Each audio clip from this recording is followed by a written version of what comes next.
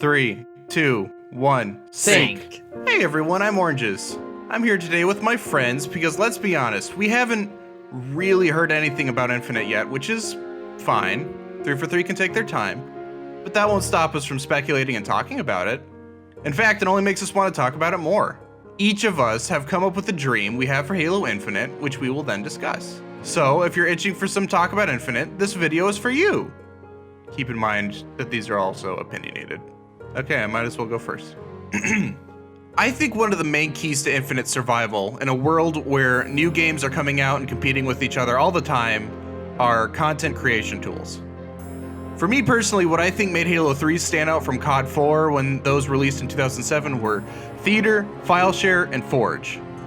I mean, Halo 3 was fun anyway, but the fact that you could make clips, maps, screenshots, and send them to your friends was incredibly crucial to Halo 3's life cycle. Now, I think personally, Halo 5 suffered from multiple things on launch. No Forge, a glitchy theater mode, and no way to really share these creations in any of those things.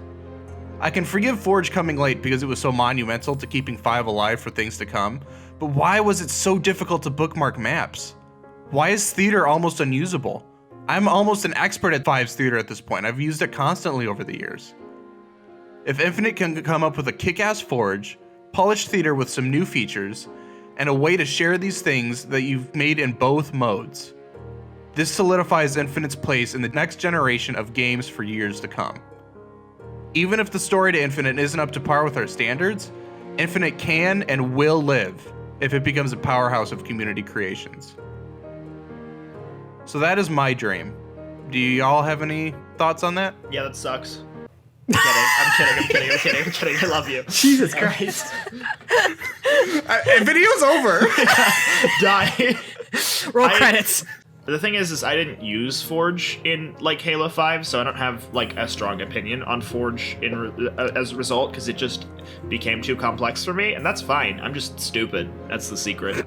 Deep down, I didn't know better. But like, I do think having a more robust theater system and a more robust like the map save system in 5 is just and everything loads really slowly in the menus. I'd like to like minimize that sort of thing and like make map saves better and try and get like, as much as new gen games can't do this as much, I'd love things to load faster, much like back in the Halo 3 days when I could just download a map. That could be next sequel Xbox feature though. Like, I'm pretty sure Infinite's releasing on the Xbox One or whatever we're doing right now. So those like faster load times and stuff might be kind of an exclusive feature to the next generation. Because they are going to have SSDs, solid state drives. What's that mean? Load times are going to be like nothing. Once the game is installed, it's going to be super, super fast. I called it. I'd also like to remove installing games to begin with. Stop that. Stop. If I buy a game on a disc, I'd just like to put it in. Please, for if the I love put of the God. thin donut in, it should work. It's a trade-off, but I think that I think you're right about the community thing, because I mean, just look at something like Cursed Halo. Like, that was a completely community made thing. It's kind of at least among YouTubers, content creators, people who play games on the internet and streamers, like, the big moment right now for Halo wasn't even anything from 3 for 3, partially because, you know, we haven't had a lot of updates other than Master Chief Collection and actually Reach coming to PC, but even bigger was the community-led Cursed Halo, which is something that back in the Bungie era, Bungie really kind of tried to foster, was that community engagement, and they were kind of trailblazers in that area, so I think that's kind of central to Halo's DNA. Actually, I do have a little bit of a capstone to put onto our community creation segment. Mod support. Can you imagine? I was just gonna bring that up. Yeah, like Cursed Halo's entire existence and the relevance of it and other, you know, mods for Halo like SPV3 or whatever, those are huge in the community. And those work a lot with like AI scripting as well. I remember back in the Reach days, people literally made functional chests using some of the Reach Covenant models and Spartan models found in the game files. They weren't supposed to do that, and that wasn't supposed to be playable on the Xbox 360, but it was. And I'm just thinking, if Infinite has even a little bit of mod support, it doesn't really matter if the game launches with like forgeable AI or anything.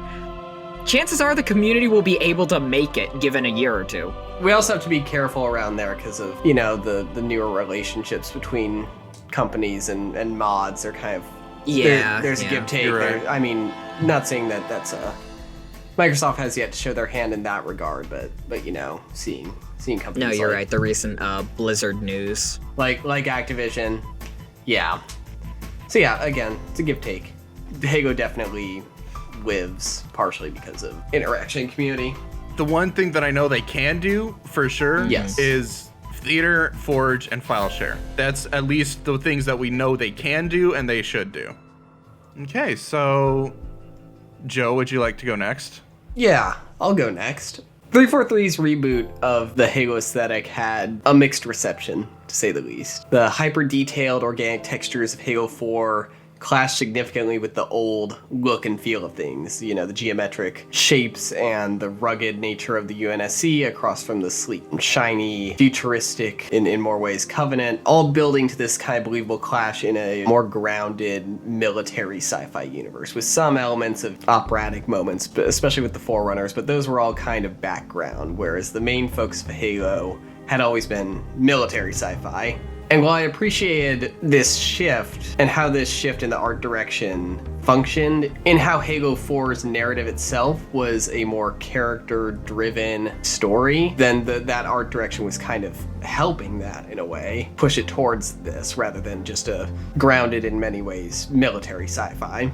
But these growing pains were always a bit awkward and didn't work for everyone, and unfortunately were never really fully realized in the games, both that narrative thing I was talking about and the aesthetics. And I personally, along with a lot of others, was never really a fan of the organic Warframe-esque design of the Covenant especially. I always feel like over-design, less is more. And as many fans point out, this is the same as other minor touches, such as like the colored undersuits were a big talking point in the community, and how having that distinct line between armor and undersuit really highlights the geometry and the shape of the armor. This new direction was not nearly as distinct as the original, and not nearly as, in many fans' estimations, good looking. And then Halo Wars 2 came along, and Halo Wars 2, again, as many fans were very eager to point out, returned to a lot of that same design language. Bringing this back to Infinite, all of the promotional material so far for Infinite seems to be showing a dedication to this design language. Return to form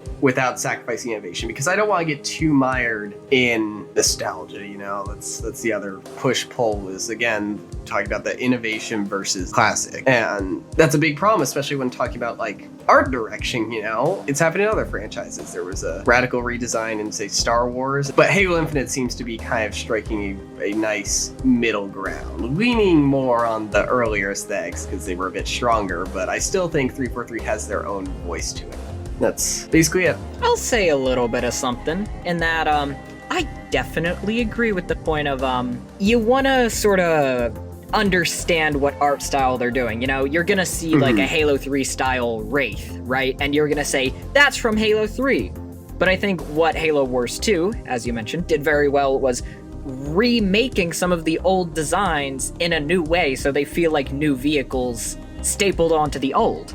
Like, I personally am a fan of the Covenant's aesthetic in Halo 5 specifically because they have their own unique feel by that point. It's especially weird in Halo 4 since a lot of the Covenant were, their armor and stuff had that new aesthetic, but they didn't really have time to make like new The models for vehicles. their vehicles, so it just felt very inconsistent. And also, again, but even when we go into Halo 5, it's an interesting look, but I always just never was a fan of the hyper detailed organic feel, because I feel like it's not as strong and distinctive as some of the older designs. No, I definitely agree with that. There's something to be said about 343's aesthetic, at least, I want to say. For everyone that says, oh, we need to completely go with the new art style, there was still something there that was important. And you're right, I personally would like some kind of return to the old art aesthetic, the old art design, but 343 still needs to make it theirs. And I think, Joe, you pretty much nailed it on the head, the fact that 343 needs to understand that this is still their game, that they aren't just, you know, in the shoes of Bungie. They are in the body. And that's the thing, is it feels like the shift in Halo 4 it was kind of them like wanting to shout out and be like, we have our own voice, and just kind of threw the baby out with the bathwater in doing that. Hey, Nathan, Yeah, just admit you want Anubis back. I do want Anubis. For the love of God, 3 for 3, I'm begging. Let me have Anubis in Infinite. The actual thesis of this video, 343, is please unlock Mark 5 for me at the beginning of the game. I'm begging you. I just want to keep the 343 era recruit. It's so good. Don't take it away from me. I will give up content creation tools if you just give me Anubis. I'm not. No, I'm joking. Icon has recon. James, I guess, do you want to go next? Yeah, sure. I'll talk about my thing. So, I am in a weird spot here because I personally really enjoyed Warzone, and that's kind of a double-edged sword because, you know, the talk about rec packs is big. I enjoyed the gameplay idea of Warzone. I really like large-scale game types where you can fill a niche in a larger group of like teammates and stuff. Maybe if I'm having an off day and I'm not so good at getting those headshots on Spartans, I can aim at the really big weak spots on a hunter or a knight, you know? So I really like these large-scale game modes, obviously, and I really like the combination of PvP and PvE. One game that's kind of, I guess I'm jealous of the concept of, I've never really actually played it, but The Division. The Division has these areas called Dark Zones where you can wander in and fight people, or fight AIs, I'm pretty sure. The point is, it's an open world segment where you can encounter other players or enemies that are not other players, AI stuff. What I would really love for Infinite is a take on that sort of genre of game, because quite frankly, I think it's gonna be the next big thing. I think that hopping in with 4 to 5 friends, going around completing sort of objectives that are based on what you want to do, would make a really good game mode.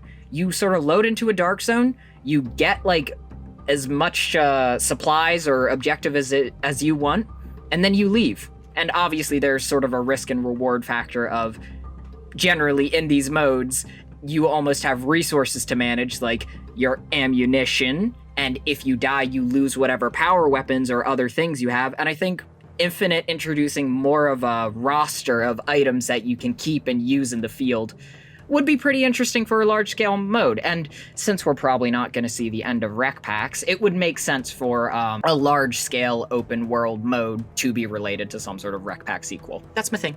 I think that's another thing that's like really important for Halo Infinite's life cycle is a replayable mode like this. Mm-hmm.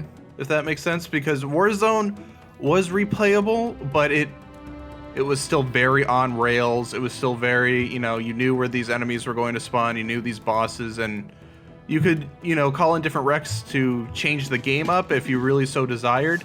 But if there was something where there was more of a larger variable, Yeah. I think, like Dark Zone, I think that would be really cool. Actually, an excellent comparison for any Halo fans who don't really know what I'm talking about. Imagine Halo 3 ODST's gameplay, but while you're walking around the city, you could encounter brutes or other player characters. Mm-hmm.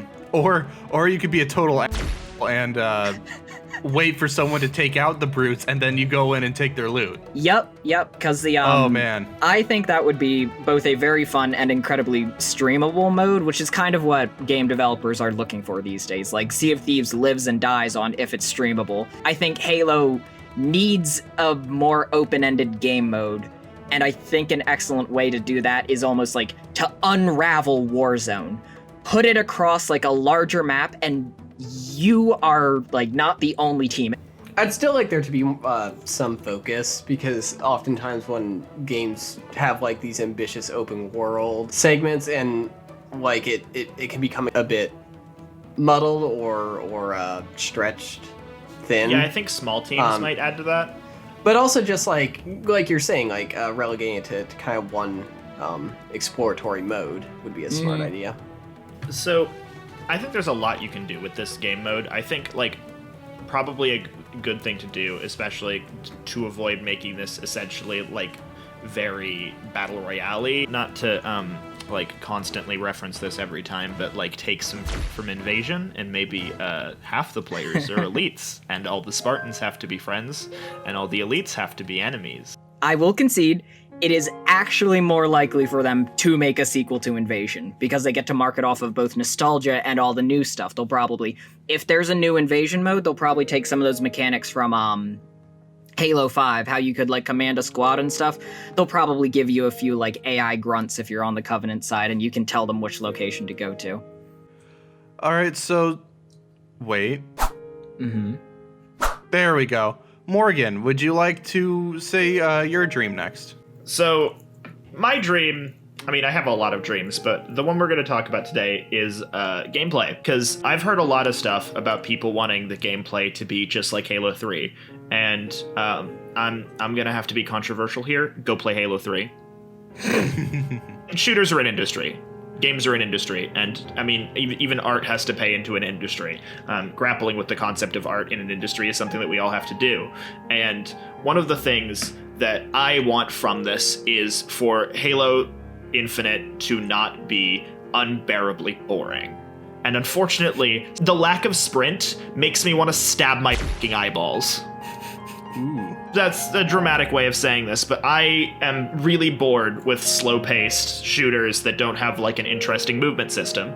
And Halo 5's movement system wasn't perfect. I'll give you that. Like, there were parts that people hate, sometimes for better reasons than others. I think it gets a lot more shit than it deserves. But, like, some of the stuff really should stay. And, like, nobody in the entire universe is, like, smacking pots and pans and going Titanfall 2 would be better without sprint in its movement system. As much as you remember Halo 3 being Halo 3, you haven't lost that. It's still there for you. Yeah, that's all my opinion, and I understand that. It's just, like, when I think about a shooter in the future, Halo as a franchise, I don't think is going to succeed competing with games like Titanfall 2 and all of these other things. When they are sticking so close to their guns with classicness, they won't get new fans, and new fans are something that, as much as you hate new fans, are very important. Part of that is keeping the movement working, because, like, the only game, and I know people are going to say this, the only game where it doesn't have sprint and it works is Doom, and Doom's multiplayer sucked. Everyone hated it. Like, general hatred for that. I want a mix of both of these things. I'd like sprint in Halo 3 honestly just works fine for me. If you just keep sprint, I'm gonna be fine. I would really like to have a movement system that rivals Titanfall 2 because we're super soldiers. I want Halo to feel new. It being more like Titanfall 2 is something I'm cool with. The only thing I'll say is I want it to remain distinctly Halo, you know? So I don't know about, like, being more like Titanfall 2 being the way I want to do it, but my thing is also, you know, I don't think the armor abilities betray the core ethos of Halo gameplay. Oh, no, I'm not saying that we make it more like Titanfall 2. I am saying if for some reason we have to copy something instead of doing our own thing because we have become too afraid to do new things, I'd rather we copy Titanfall 2 than Halo 3. I do have some thoughts on this, Morgan. You've brought up some excellent points in that you spoke a lot about gameplay because that's your segment. So I do want to point out that I have no qualms whatsoever if Sprint has campaign and multiplayer doesn't. We played the Halo 3 throwback playlist on Halo 5, and it was, as usual, every time when I go back to it, I'm like, oh, I'm going to be so bored without Sprint. It's all about map design and the general character speed. Halo 3 characters actually had a higher walking rate and also smaller maps. If you designed it around that, it is tolerable for multiplayer. In fact, it's fun. It was fun back then, and with new weapons, new ways to interact with the environment, it could definitely come back and be interesting. I think, especially with the idea of having, like, large-scale stuff on the, like, level of Warzone, I don't think that's going to work at all without Sprint. Yeah. And there's, like, I know there's the argument just getting a Warthog, but the idea of walking without Sprint tires me. Like, you can't have both innovation and keeping the same goddamn gameplay, you know? Like, I want the dynamics to change because that's why I get a new entry of a game, you know? Like, that's, like, I want the dynamics of the sandbox to change, if only because of, like, additions, you know? One thing I want to say is I disagree a little bit, but this is 100% just opinionated, though. It's just because I remember I would go back to playing Reach MLG settings, and for some reason, that was like perfect to me, and I don't understand that exactly. It's just I enjoyed, like, Jamie, you brought up that Halo 3 moved fast, and you're right, because Halo 3 did move fast. The only thing is, a lot of people thought it was slow because of the FOV, because the FOV was incredibly narrow, making it seem like it was almost slow in a way, but you were actually going very fast. Which is probably why they narrowed the FOV for the, like, for that effect. They probably intentionally did that. It also depends on, distance from you and your TV. But something that's important to note is that classic gameplay has a place. Where it fits is more complicated than just saying, oh, we should add sprint, oh, this or that. Definitely. That's why I personally think it doesn't have to be a universal thing. I think the mode should feel distinct and different. I'm not saying we remove classic gameplay. I'm saying we accept that there are certain alterations we make to classic gameplay to make classic gameplay work today, and one of those has to be sprint. Like, Joe brought up armor abilities. Like, I actually 100% agree. I think armor abilities are actually a very good addition to Halo. The only problem is certain armor abilities still broke the game. Armor lock. And that's the thing that's interesting about 5 is that I felt like it was a logical progression because, Halo 3 had the equipment, which was basically just like, hey, adding it in as like a sandbox tool or as a weapon, but like a different slot. And so I find it really, really interesting that Halo 5's direction was then like at that core principle being like, okay, we can't just keep swapping out this one element of the sandbox like the bonus gimmicky thing. We need to actually change something closer to the core. But again, I feel like it doesn't betray IMO. So those are our 4 main dreams that we have for Infinite. If you have some cool ideas that you have for Infinite as well, leave them in the comments. There will be new videos soon, so I will see you around. The thumbnail for this video can be that image of the 4 kids discussing Fortnite, but with their helmets on.